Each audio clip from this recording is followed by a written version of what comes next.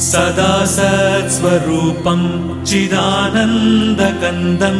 जगत्सम्भवस्थानसंहारहेतुं स्वभक्तेच्छया मानुषं दर्शयन्तम् नमामीश्वरं सद्गुरुं साईनाथं नमामीश्वरं सद्गुरुं साईनाथम् भवद्ध्वान्तविध्वंसमार्ताण्डमीड्यं मनोवागतीतं